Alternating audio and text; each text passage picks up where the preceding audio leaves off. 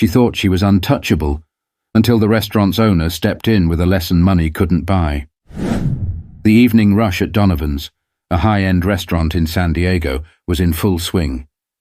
Crystal chandeliers cast a warm glow over the polished wooden tables, each adorned with white linen and gleaming silverware. Waiters moved with precision, balancing trays of exquisitely plated meals, their footsteps soft against the marble floor. Among the crowd of diners was a group of 3 women seated at the center of the room, their laughter carrying over the gentle hum of conversations. At the head of the group sat Evelyn Monroe, a woman whose presence demanded attention. Evelyn wasn't just wealthy, she exuded it. Her diamond necklace sparkled as brightly as her watch, which peeked out from beneath the cuff of her tailored blazer. With a perfectly manicured hand, she sipped from her glass of wine, her eyes scanning the room as though deciding whether it met her standards. To Evelyn, everything had a hierarchy, and tonight she was perched firmly at the top. At the far end of the room, a waitress, young with an air of nervous energy, was weaving through the maze of tables. Her name tag read Emily, though it was barely visible against the dark fabric of her uniform. Emily had been working double shifts for weeks, saving every penny for college. But tonight, her exhaustion was evident in the way she stumbled slightly while setting down a tray of glasses. Evelyn noticed. Her lips curled into a faint smirk. To her, people like Emily were invisible until they weren't, until they made a mistake.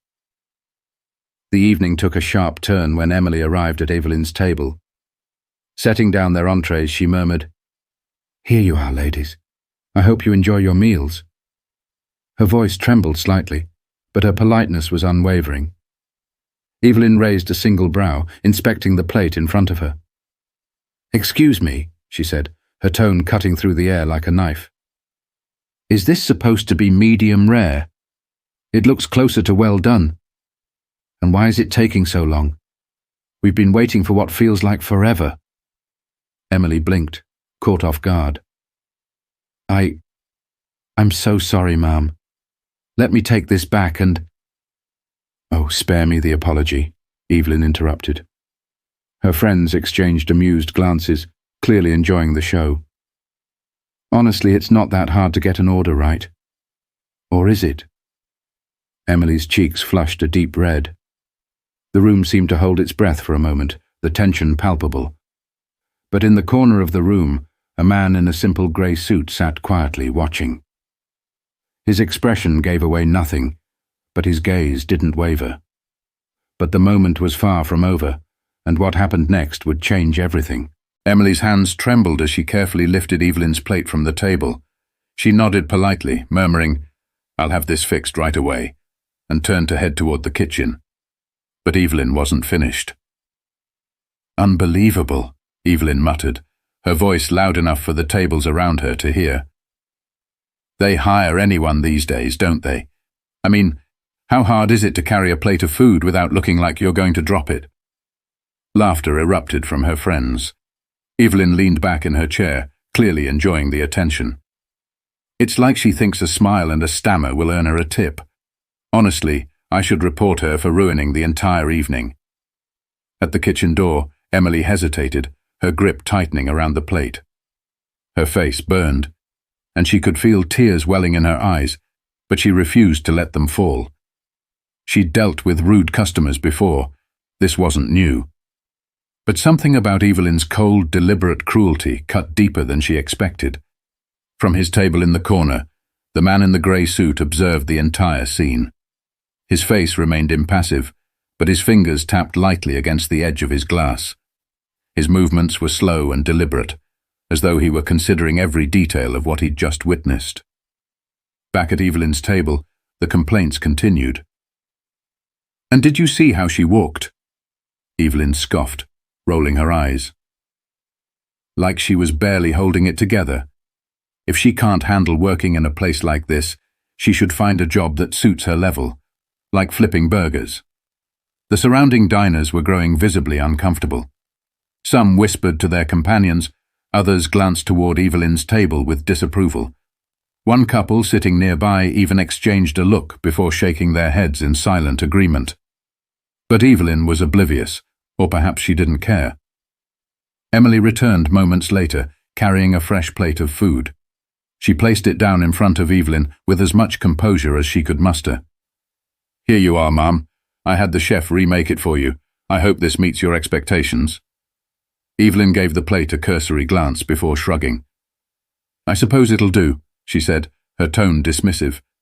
"But next time, try to get it right the first time. And for heaven's sake, learn how to carry yourself. You represent this establishment, and quite frankly, you're doing a terrible job of it." Emily forced a smile, her voice barely above a whisper. "Of course, Ma'am. I'll do my best."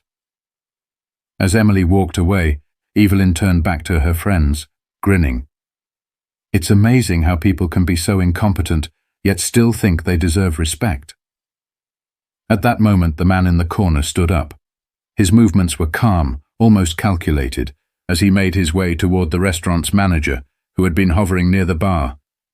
He leaned in close, speaking in a low voice, and the manager's eyes widened slightly. Evelyn, meanwhile, continued her conversation, unaware that her evening was about to take an unexpected turn. But the man wasn't just any diner, and his quiet intervention was about to shake the room. The manager, a middle-aged man with salt and pepper hair and a no-nonsense demeanor, nodded respectfully as the man in the grey suit spoke. It was a quiet exchange, but those seated nearby noticed the subtle shift in the manager's expression, from curiosity to something more serious. After the brief conversation, the man returned to his table, his steps deliberate and calm. Meanwhile, Evelyn had moved on to another topic, regaling her friends with stories of her recent vacation. "Oh, the Maldives were stunning," she said, twirling the stem of her wineglass. "You wouldn't believe how exquisite the private villas were. And the staff? Flawless, unlike what we've seen here tonight." Her words were punctuated with a smirk, and her friends giggled in agreement. Across the room, Emily was quietly restocking trays of glasses, her hands still trembling. She avoided looking in Evelyn's direction, focusing instead on her task. She had perfected the art of compartmentalizing her emotions during shifts, but tonight it felt nearly impossible. It wasn't until Evelyn and her friends requested the check that the atmosphere in the restaurant began to shift. The manager himself approached their table, accompanied by Emily. He carried a tray with a bottle of champagne and an envelope. Evelyn's eyebrow arched in confusion, though a trace of smugness lingered on her face. "Ladies," the manager began, his voice steady and professional. "Compliments of the house." Evelyn's friends gasped in delight, and one of them clapped her hands together. "Oh, how lovely." Evelyn leaned back in her chair, clearly pleased. "Well, it's about time someone recognized exceptional patrons," she said, shooting Emily a pointed glance. But the manager's next words silenced the table. "This gesture comes directly from the owner of Donovan's," he said, placing the envelope in front of Evelyn. "He's been observing your experience tonight and wanted to personally address it." Evelyn's smile faltered. "The owner?" she repeated, her voice tinged with surprise. Before the manager could respond, the man in the grey suit approached their table. The room fell silent as diners turned to watch. He stood there, his posture relaxed but commanding, and offered a polite smile. "Yes, the owner," he said, his voice calm but firm. "My name is Charles Donovan, and this is my restaurant." Evelyn's jaw tightened, her cheeks flushing slightly.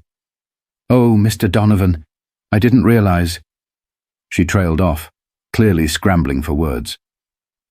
Charles gestured toward Emily, who stood quietly to the side, her gaze fixed on the floor. "Emily here happens to be my niece," he said, his tone still even. "She's one of the hardest working people I know, and I take great pride in having her as part of my team." The color drained from Evelyn's face.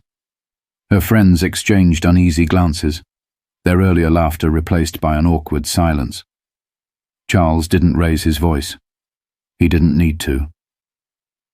"I couldn't help but overhear the way you spoke to her tonight," he continued, And while I understand that mistakes happen, I believe there's a way to handle them, with respect and kindness." Evelyn fumbled for a response, but before she could say anything, Charles leaned in slightly, his calm demeanor unyielding. "Money might buy you luxury, but it doesn't entitle you to belittle those who work to provide it," he said, his words cutting through the silence like a knife. But his message wasn't just for Evelyn, it was for everyone in the room, and the weight of it hung in the air. The room was utterly silent, every diner frozen in place, hanging on Charles's words. Evelyn, who moments ago radiated superiority, now sat stiffly, her confidence visibly shaken. Her fingers fidgeted with the stem of her wineglass, her carefully composed demeanor crumbling under the weight of the moment. Charles straightened, his eyes sweeping over Evelyn's friends, then the rest of the restaurant. "Respect is the foundation of this establishment," he said, his voice resonating throughout the room. "Not just respect for the food we serve, but for the people who make it possible. The chefs, the servers, the dishwashers. Every single one of them is integral to what you all enjoy here tonight." Evelyn opened her mouth as though to respond, but no words came. Instead, one of her friends shifted uncomfortably, breaking the tension. "I'm sure Evelyn didn't mean any harm," the woman offered weakly, her voice barely above a whisper. Charles tilted his head slightly, his gaze unflinching. "Perhaps not," he said, his tone measured. "But intent doesn't erase impact. Words have power, and when they're wielded carelessly, they can leave lasting damage." He turned to Emily, who had been standing off to the side, her face a mix of embarrassment and quiet gratitude. "Emily, you handled yourself with professionalism and grace tonight, even under unfair scrutiny. I want you to know how proud I am of you." Emily blinked back tears, nodding slightly. She didn't trust her voice enough to speak, but her gratitude was palpable. Charles then shifted his focus back to Evelyn. "Now, as for you," he said, his tone losing none of its civility, "I could ask you to leave and not return. But I believe there's a better lesson to be learned here."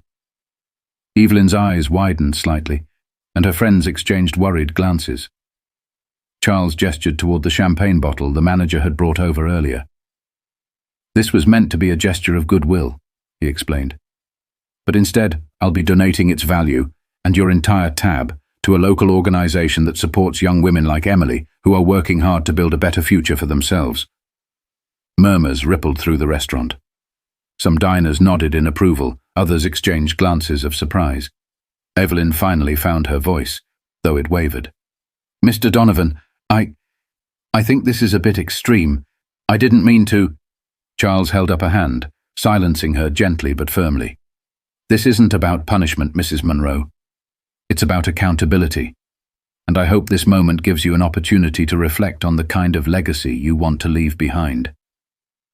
His words were calm, but they carried an undeniable weight. Evelyn looked down at her hands, avoiding his gaze. Her friends sat in uneasy silence, clearly unsure how to respond. Charles took a step back, addressing the room once more. "Let tonight serve as a reminder to us all," he said. "Kindness costs nothing, but it can mean everything. You never know what someone is carrying or who might be watching." The room erupted into soft applause. It wasn't raucous or dramatic, but it was genuine. Patrons nodded in agreement, some even smiling at Emily as if to silently show their support. Evelyn, however, sat frozen in her seat, her earlier bravado reduced to silence. She wasn't used to being challenged, much less in public, and the experience left her visibly shaken. Charles turned back to Emily.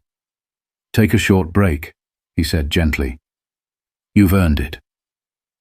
Emily hesitated, then nodded, slipping away toward the back of the restaurant. As she disappeared through the kitchen doors, her posture seemed a little straighter, her steps a little lighter. But the lesson didn't end there. The ripples of this moment would carry far beyond the walls of Donovan's. The evening at Donovan's slowly returned to its usual rhythm, but something had shifted in the air. Patrons whispered to one another, Not about the food or the decor, but about what they had just witnessed. The quiet man in the grey suit had reminded them of something profound. Decency and respect weren't just virtues, they were essential. Evelyn remained at her table, uncharacteristically silent. Her friends awkwardly exchanged glances, unsure of how to proceed. They avoided addressing the moment directly, but the discomfort was written on their faces. Evelyn stared at her untouched plate, the taste of humiliation stronger than any meal she could have ordered. At the back of the restaurant, Emily leaned against the wall near the kitchen, taking deep breaths to steady herself. Her manager approached her with a warm smile. "You handled yourself beautifully tonight," he said. "Not many could have stayed so composed." Emily nodded, her voice soft but steady. "Thank you," she replied. "I didn't think anyone noticed." "They noticed," the manager assured her, "especially Mr. Donovan." In the dining area, Charles Donovan returned to his seat, casually sipping from his glass of water as if nothing extraordinary had happened. A few patrons passed by his table on their way out, offering polite nods or quiet words of appreciation. One diner, an older gentleman, stopped briefly. "You don't see people stand up like that often anymore," he said. "That was something special." Charles smiled faintly. It wasn't about standing up. It was about reminding everyone, myself included, that kindness is the least we can offer each other. As Evelyn and her friends rose to leave, she avoided looking at anyone directly. Her cheeks were still flushed, her confident stride reduced to a tentative shuffle. At the door, she paused, glancing back at the room she had once commanded. For the first time, she seemed smaller, quieter, less sure of herself. The staff and diners didn't look at her with pity or disdain. Instead, there was a shared understanding, a collective hope that maybe, just maybe, she'd walk away from this moment a little different. Outside, the night air was crisp, and Evelyn paused on the sidewalk. Her friends tried to console her, offering platitudes that rang hollow, but she waved them off, saying she needed a moment. Meanwhile, inside Donovan's, Emily returned to the floor with a newfound confidence. She moved between tables, smiling warmly at patrons who now saw her not just as a waitress, but as a young woman with strength and dignity. The night ended quietly, but the lesson lingered long after the doors closed. Some patrons left bigger tips than usual. Others exchanged kind words with staff they might have overlooked before. And Evelyn? She walked away humbled. Her world shifted in a way she never anticipated. Charles watched from the window as the last guests departed. He didn't smile, didn't gloat. He simply sat there, satisfied that a small but important point had been made. Because at the end of the day, it's not about wealth, status, or power. It's about how you treat the people who cross your path, no matter where they come from or who they are. And maybe, if we all remembered that, the world would feel a little kinder. If this story resonated with you, share it with someone who might need a reminder about the power of kindness. And don't forget to subscribe for more stories that inspire reflection and change.